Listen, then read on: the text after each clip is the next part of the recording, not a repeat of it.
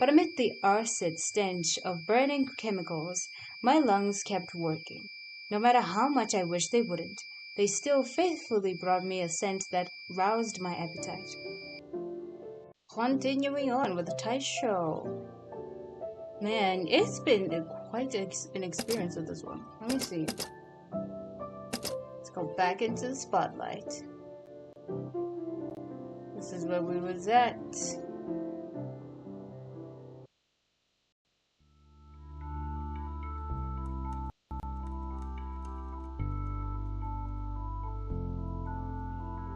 Okay, let me see. Where's the script?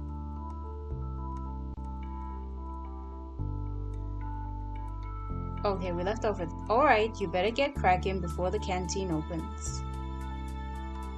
At Kazamatsuru's urging, I opened the folder. There isn't much inside, just an old newspaper, a few photographs, and a sheaf of reports.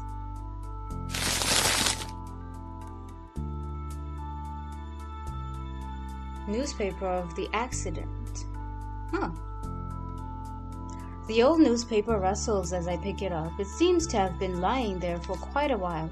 The front page is dominated by an article about the train incident. Accident. Signal failure or human error. Tokaido main line derailment accident exposes hidden hazards. Death toll 143. My throat feels parched just from reading this far. The printed text sears into my retinas. A familiar pain is spreading through my temples as if I've been struck by something heavy. Echoes ring through me. Oh. Ooh, look at this. Ooh, look at this art. Damn. Okay, damn. Artists are amazing. AI could never. With this many fingers, I hope it will never be able to reach this. Damn, I hope it doesn't. God forbid. I genuinely don't want it to be able to be this good.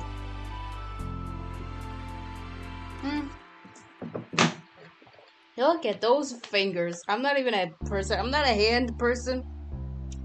But when you see really great drawn hands, you just gotta sit down and really think of the mastery that person had to sit there and do that for how many hours? Whew. Even just in general, bodies in general. Especially different body types. Let's go. With trembling fingers, I peel away a photograph from the clipped stack. And I get a stark black and white view of the train tumbling from the tracks, engulfed in flames and the broken, shattered human bodies. It's impossible to tell the dead from the living. Oh, that's dark, man. There are close-up shots of severed limbs. I can see the mangled flesh and stumps of bones. My brain throbs. I'm going to throw up. I'll splatter these pictures with the hues of fat, marrow, and bone. And blood. Ugh. Ugh. Oh damn. It did it again. It did it again. Oh, my ears. My ears are suffering just as yours, Chad. Maybe a little more. Ooh, I gotta turn that down personally. Oozing yellow fat, ashen white ends of split bones, soft pink tendons enfolding them, blood slowly oxidizing from crimson to rust brown. I hope this passes, because I lowered it as best as I could, so that you at least know what's happening, but not suffering from it. Oh my gosh, they even put like some, ooh, it's nasty. So well drawn. I want to dress in this color. It's so beautiful. Any and all outfits in this color is a good crimson. So shiny. It'll make for great nails. She had like great nail color. Anyway, when the human body is taken apart, it should resemble an oil painting in lush colors. When it's truly laid bare before me, carelessly splashed with pigments, it's cross-section on display for the entire world. My only sensation is horror. Everything is scorching hot in the wake of the explosion. I feel someone hauling me along, blood streamed from my ringing ears. But amidst the arcid. I think it's a silent R. Arcid. Yeah. Arcrid. I'll just say arcid. I don't know how to say that. I'll just look it up later. But amid the acid stench of burning chemicals, my lungs kept working. No matter how much I wished they wouldn't, they still faithfully brought me a scent that roused my appetite. Hello? Why'd you try to... What? Ew. Like, ew. Why would you... Ew. These are humans, man. What the... Hey, I'm telling you, main lead here isn't a normal person. They're not normal. My brain is in ecstasy. It told me that this was the aroma of roasted flesh. The smell which assailed me feels so palpable now, so indelible, as if it might truly have made my mouth water and stomach growl, as if among the screams and moans of my fellow humans, it might have filled me with a craving to set upon them, to bite and swallow and devour. Maybe this isn't just a hallucination.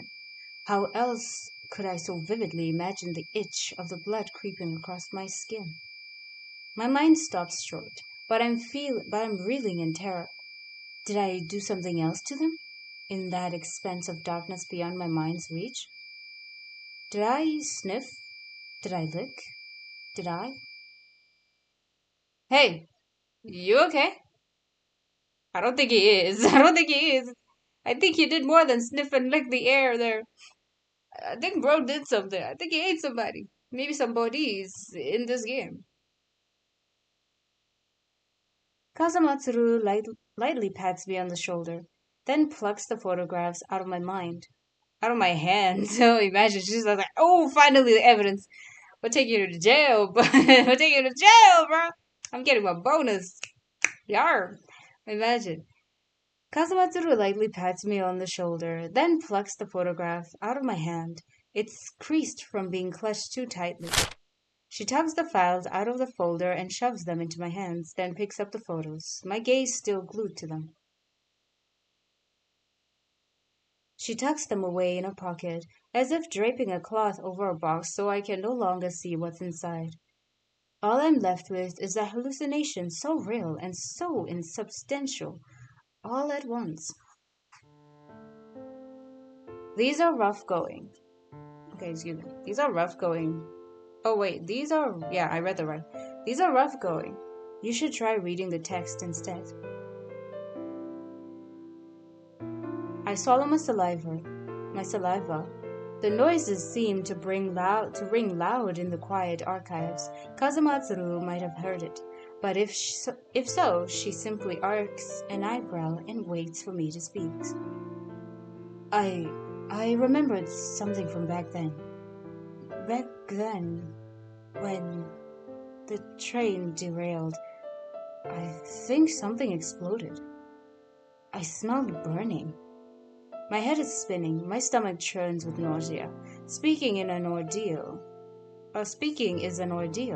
Every word feels like it has to be ground into powder and squeezed through the gaps between my teeth. The burning it was. But that's enough. Sorry. Kazamatsuru seems a little startled, but she swiftly makes a hold it right there gesture, cutting off something that I just cut off myself. Cutting off any further speech. Huh? No need to apologize. What I mean is, you only just remembered all this. Telling me about it right away can't be easy on you, both physically and mentally. I know about these things. I've been there too. Facing your fellow humans, thinking how delicious they smell, and holding back your appetite. Or whatever you call it. So none of them are normal people? What is happening in this place? It's not easy for a regular civilian to deal with. Her voice and demeanor are completely calm, a silent balm to my strained nerves. Besides, you were so badly injured you lost your memory. I doubt you could move around that much. If you didn't do it, you didn't. You don't have to beat yourself up over thoughts that never came true. The point is, you have amnesia and only just remembered all this. It's not your problem. Do you want to keep reading? Yes. I take a few deep breaths, and when my emotions have settled a little, I pick up the sheaf of reports again. But as I read, a nagging feeling strengthens that something is off. I subconsciously frown. The preliminary investigation found that the moderate-sized explosion occurred in Carriage 9, but no explosive residue was detected at the scene. What does this mean? It means that the explosives in that carriage amounted to around 3 cans of gunpowder. The explosion caused the carriage to overturn and triggered a whole series of other reactions, but no trace of them was found. In a situation like this, it's only reasonable to run a sweep for magical activity. But I wasn't in Tokyo at the time, so it couldn't be done. Or rather, they didn't want to deploy manpower from this side, and now there's no way to follow up. Didn't want to? It's a matter of life and death. And so what? Someone wanted to cover it up. Someone willing to pay the compensation. And certain people needed proof that I and my Special Investigation Division are all useless wastes of space. Something else seems to occur to her. Her expression darkens and she says no more. She knows who it is. W her. Honestly, W officer. I replaced the investigation report in the folder. Kazamatsuru reties the strings and with practiced ease and shuts it away again in the unlabeled cabinet. Man, I have been watching stuff that's not been speaking in English, and damn, I have been off. Let's go. Are you angry about that? I feel like I ought to be angry, and I am, but for some reason, I'm not particularly surprised. Just as I have personally witnessed before, and heard from others, this sort of internal strife is inevitable between people. It's not rare by any means. What matters is how you turn it to your advantage. The ache in my forehead swells and sharpens. I don't like this kind of thinking. And what I hate even more is that, for some reason, my brain has accepted it as a routine truth. Yeah, growing up, ne? It ain't always so. We'll make it get a better place though as we go. My neck feels like it's snapped under its weight. My head sags lower and lower, about to kiss the dirt at my feet. Kazamatsuru strokes her chin, and then she speaks, dispelling the heavy silence that was starting to descend. Stop spacing out! Now that you've gotten your intel, it's time to help me out. Oh, yes, right. What is it? My tangled skeins of thoughts are abruptly shoved back into my skull, and I involuntarily stammer in response. Kazamatsuru ignores my lack of manners. She simply folds her arms and continues speaking. I swear some of this dialogue goes behind me, guys. You don't see it. And when it's behind me, it just disappears into the red parts. Like right here. It just disappears. You see where that no is at? Right under my bow? Right above my bow? It just disappears into like the menu part and I can't see any of it. I think it's fine like this though. Oh, I'm so big. I didn't notice. You just gotta trust me that I'm reading the right thing. I'm doing it for ya! Okay, I think that's about as small as I am able to get. I forgot we're not streaming. I forgot we're not live right now. Yeah, I'm not. I'll see you when I am. Check me out whenever I am. Usually GMT time. Okay, that's as small as I'm willing to get. Because I'm about to turn into a mouse if I get any smaller. Ahem. Onward. I didn't notice I was a gigantic, beautiful being in front of you. Hello. Hi. Like and subscribe. Before getting into that, I have to ask. It looks like you already know about magic, but do you have any other deeper understanding of it? Deeper understanding? I must be visibly at a loss because the look Kazamatsuru gives me is exasperated but unsurprised, like a veteran tutor faced with a slow pupil. Oh, we're about to learn about magic again. Different one this time. I thought so, but I don't feel good about throwing you into the wolves like this. Ugh. Ugh. It's already rough enough, and it's already tough enough explaining the basics of the precinct staff. Whatever. I sure hope you're smarter than that. I'll start with the common knowledge for mages. I'm only going to say this once, so listen up. First off, what you need to know is that these powers, the gifts from the gods, can be passed down through the bloodline. Also, the materials used in magic rituals are pricey, and it's hard to cover the cost alone. So mages value inheritance and family ties over everything else. You've been through this yourself, haven't you? You suddenly discovered you had some strange ability and you were all at sea. And you were all at sea. You had no clue why this was happening. Magic is kept secret from the regular public, and also from mages who don't have the teachers to guide them. I nod, reflecting on how I'm still completely ignorant of my own magic and have no idea where to even start unraveling this tangle. So you should assume that if you butt heads with a mage, you'll find yourself in no end of trouble. I mull over Kazumatsuru's words, wondering exactly how she figures into all of this. But judging from how she acted yesterday, I'm guessing she's no end of trouble herself.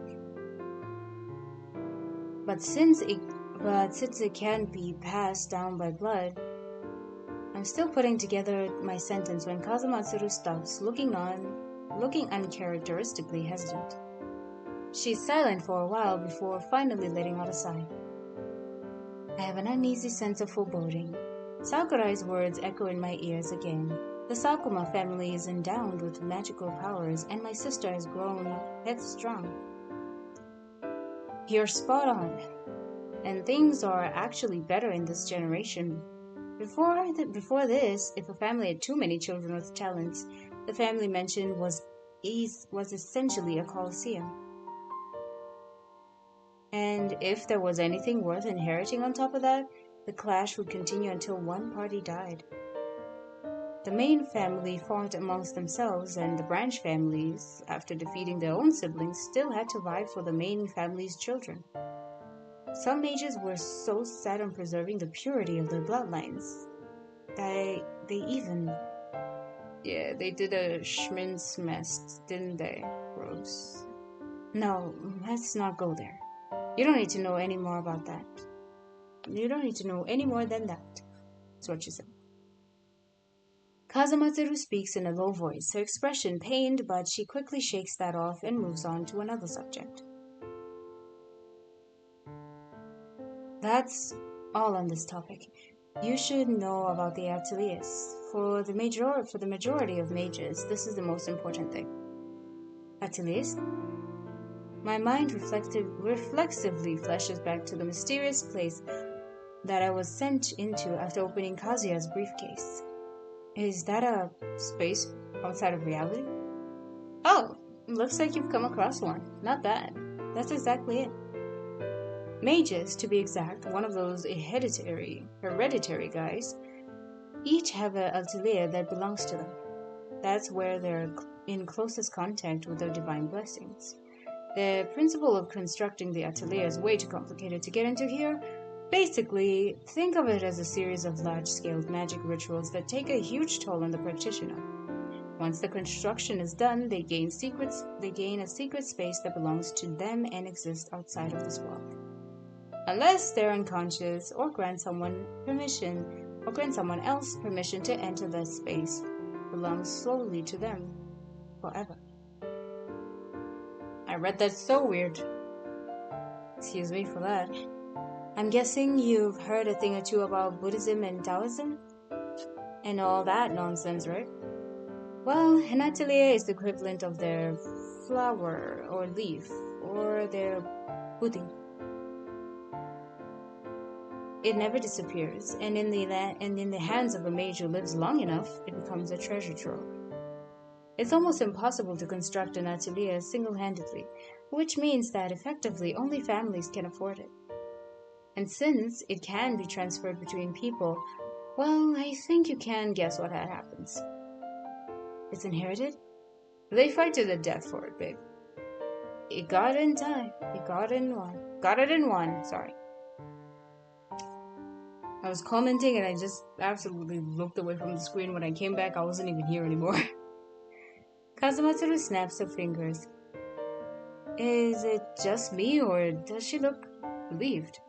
She reminds me of a teacher, pleasantly surprised that a young child is actually capable of studying. Unlike most teachers nowadays, apparently, the younger kids are kind of having a hard time. I hope it gets better because, damn, I can't even begin to live a life without being able to read, write. I think they'll get better as they go. There's something happening. Why are they so weird? I can barely imagine what sort of people she's been working with until now.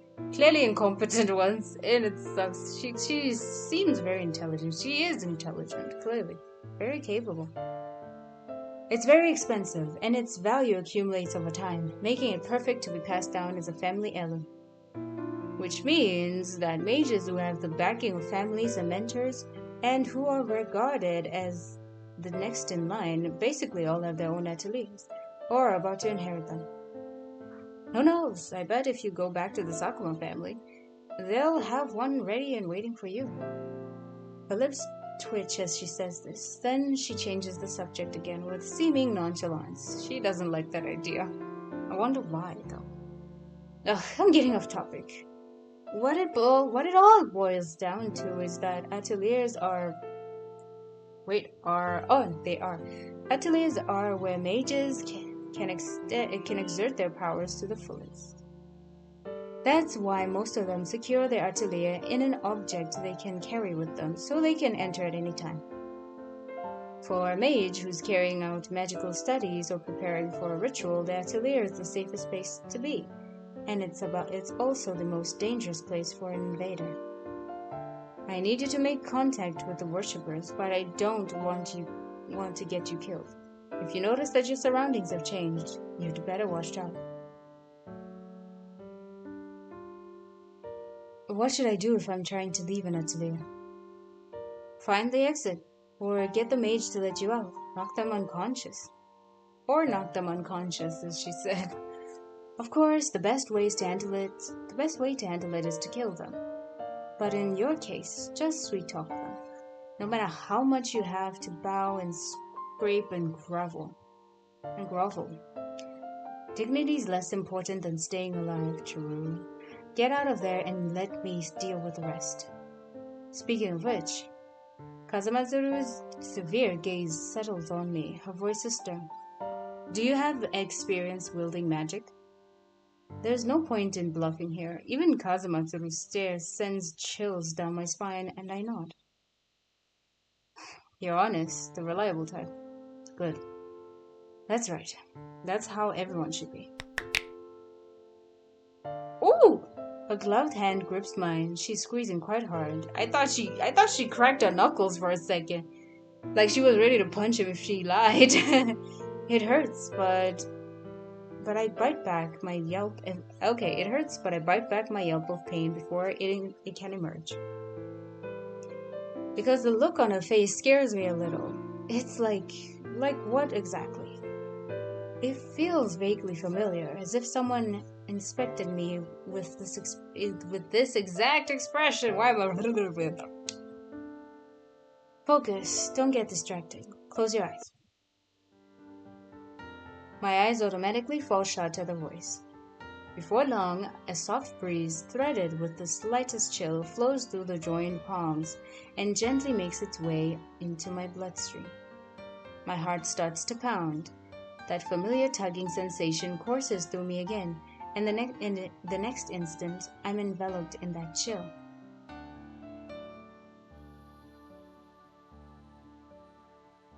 And so I can feel something, like blood, but not quite, pouring out of my heart, rushing through my veins. It swiftly and tenaciously swarms into the crevices between every cell. At last, it comes to a halt at the back of my tongue with a faint pricking pain. This is your magic. It's issued from the heart, the weakest part of the mage's body, and finally condenses into the part where you can wield your magic. Remember the way it flows. When you need to use it, let your consciousness trace that path backwards to your heart and call upon the magic stored in your body. If you can't sense it, extreme emotions are a good way to pressure yourself and get your heart rate up. That's a bonus technique. As Kazematsuru finishes her calm speech, that chilly, syrupy feeling dissipates like a gust of wind. All that's left is the sudden molten slurry of magic in my mouth. I'm seized by a strange impulse to open my mouth to speak, and I'm absolutely certain that I have the power to make those words on the tip of my tongue become an even greater reality. My mind is full to bursting. What should I say? My situation right now is so similar to how things were back then in the theater. Then the script transformation happened because of me? Or was it? My brain feels like it's crammed inside a motor, being pulverized with into a sticky puff, sorry. My tongue moves faster than my mind. You must be calm. As soon as the last word stumbles out, the pain in my tongue fades. I hope it hasn't left a blister. There, I've said it. An abrupt hush settles across the room. Kazematsuru's sudden smile makes me feel uneasy. I instinctively widen my eyes. Her expression is completely blank, but the next instant she's back to the same severe manner I remember from our meeting in the theater, as if what I just saw was a mere illusion. She loosens a tight grasp on my hand and straightens up, moving a little stiffly. Sorry, I got kind of worked up there. You okay? My hand hurts a bit. Kazematsuru heaves a deep sigh. The filing cabinet casts a shadow over her features. I'll buy you something to eat, to make up for it. Sorry about that. Damn, that sure is something. Don't use the magic here, and don't go around showing it off in front of other people. If you can't be sure, they'll keep their mouths shut. Remember how that felt just now. You can practice a bit more if you have time. After all, the other mages won't be giving you time to meditate. You have a lot of magical power. Your talent is greater than many people I've seen. You just need practice. She lets out another sound like a sigh. She seems to be doing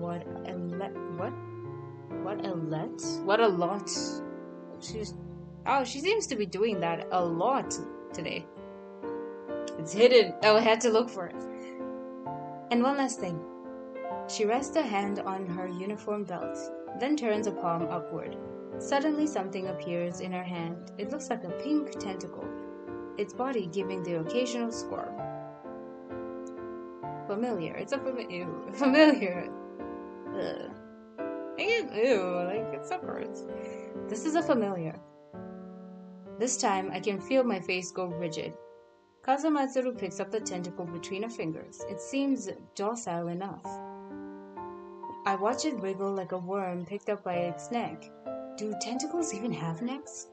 It thrashes with all its might, like it's trying to escape the grip of the human hand. Familiars are also constructed, but there's no time to teach you that now. I'll get into it later. Familiars derive their abilities from the component materials and the magic used in the ritual.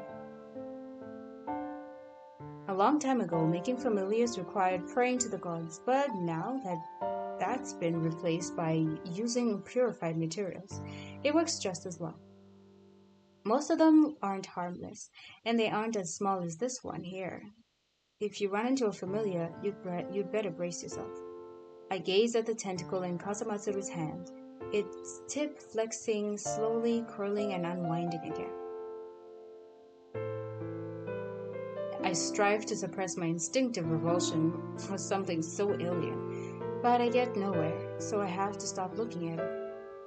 I'm trying not to be too rude, so I steel myself and let Kazamatsuru finish before I speak. What can this familiar do?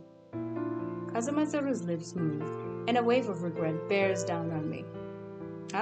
Well, since you ask, I'm going to put it in your eye. In my eye? Huh? Damn. What? She just... Give me your fucking mouth!